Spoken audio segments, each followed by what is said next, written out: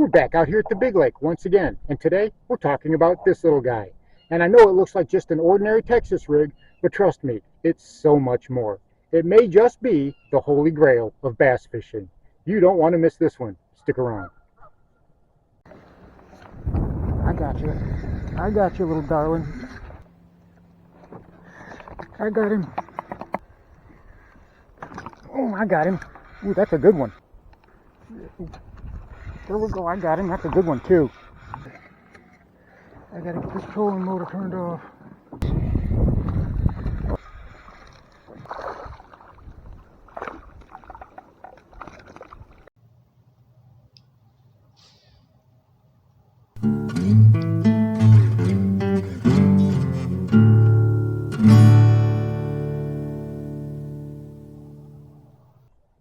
And here is this video's featured comment.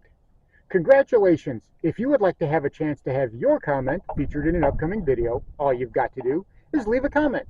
And now, on with the video.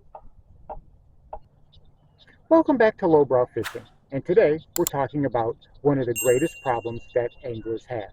You see, in the last video we talked all about wacky rigs. It's a great presentation. Whenever those fish are finicky, whenever they've got lockjaw, there is no better presentation around to get them to bite. To have that little stick bait, little 4-inch, 5-inch stick bait or whatever, just hovering there in the water column. It is irresistible to them. And if you're willing to be patient and if you're willing to be slow with it, you can still elicit bite after bite and go from having a day on the water where nothing was biting to catching some really nice fish. Now, on the other hand, we've got the famous Texas rig presentation. It is the most weedless presentation I can think of. Nothing else comes through cover, comes through brush, comes through anything, timber, garbage, slop, laydowns, whatever. If you can Texas rig a bait, you can fish pretty much anywhere with it.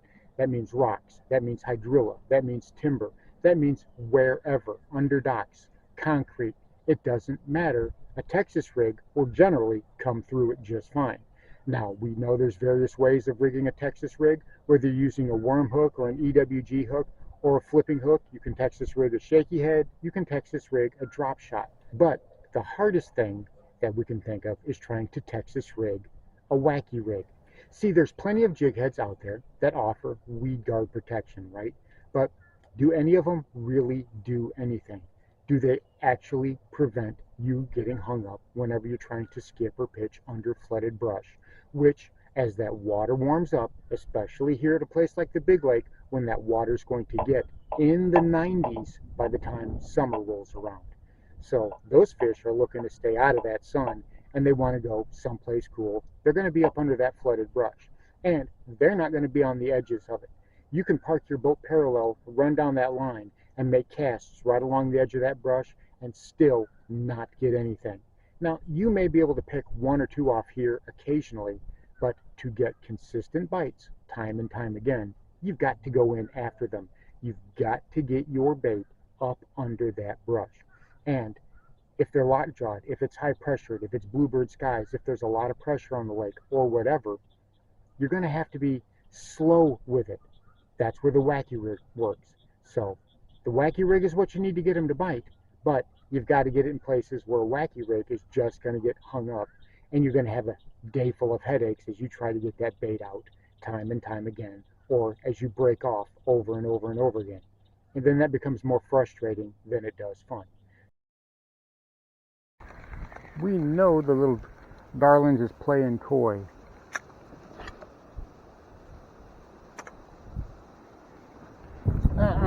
I need you to...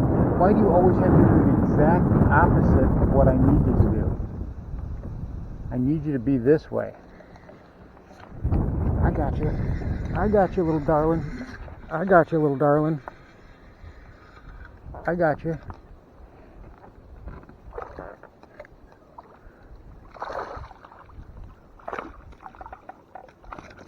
Come here, you.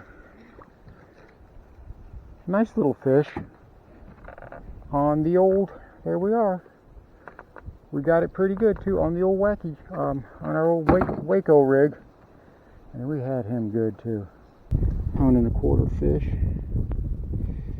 Come on, there we are. £1.25 fish, somewhere in there. Beautiful.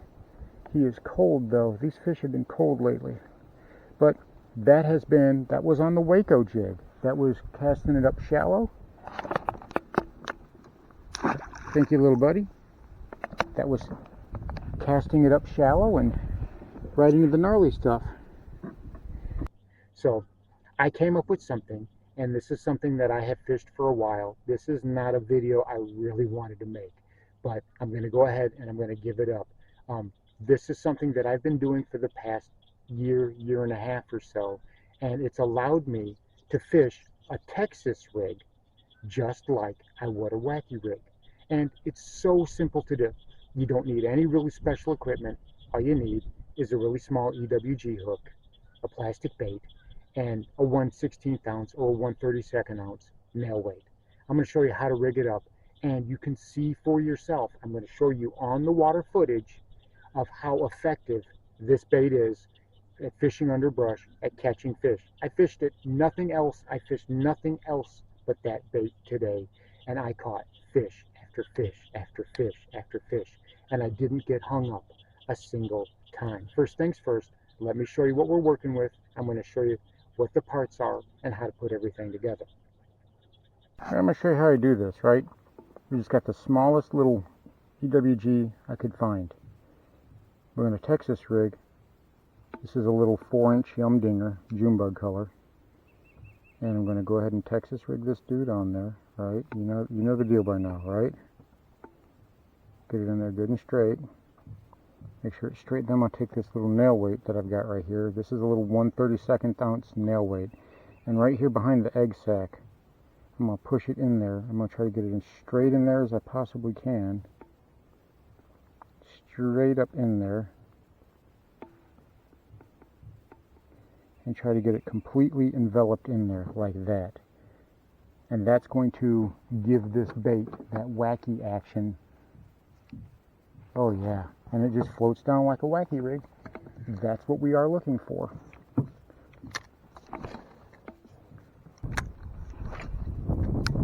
Skip it up underneath there. Have the boat motor turning so I don't get blown out of position.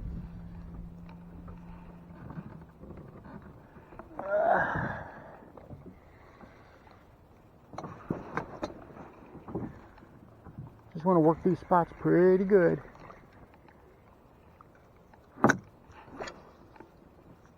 Get right up underneath that brush, because those fish are pretty far back up underneath there. There we go, I got him. That's a good one too. Come here, buddy. That's a good fish. That may be the best fish of today, kids. Oh no, he's not that huge, but he's still a really nice fish. Told you, oops, they are up underneath there. The Waco jig, the Waco rig, comes in handy once again, right? Another little pound and a quarter somewhere in there. Beautiful fish, thank you. Belly flop, and right as the battery died. So this is what we have. Now, because it's now center weighted, this is weightless up here. There is no bullet weight. So now that this is center weighted, it's going to fall in the water the same way a wacky will fall. It just kind of wiggles back and forth. That's what it reminds me of. It reminds me of a piece of paper falling through the air in slow motion, or very much like what you would see from a weightless wacky rig. But the difference is, it's completely, totally weedless, right? We've got that hook exposed, and this thing will go through some heavy duty cover. I fish it under brush, I fish it through slop, and I don't get hung up. And just because that hook is little doesn't mean that I can't horse some nice fish out from underneath the brush. Just kind of letting the current take me down the bank. Kind of letting the current take me down the bank.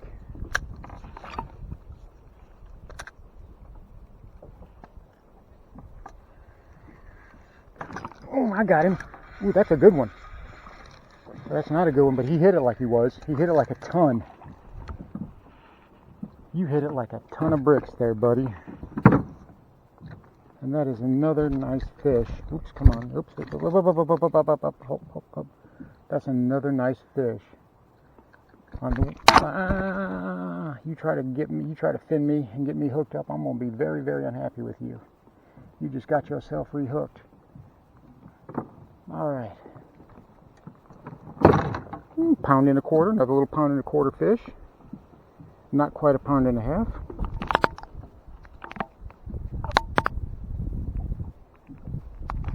I can't tell if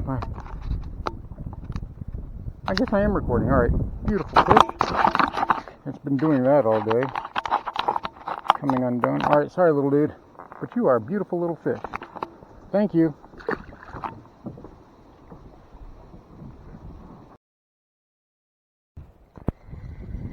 One more stretch on the way to the boat ramp that we are going to hit.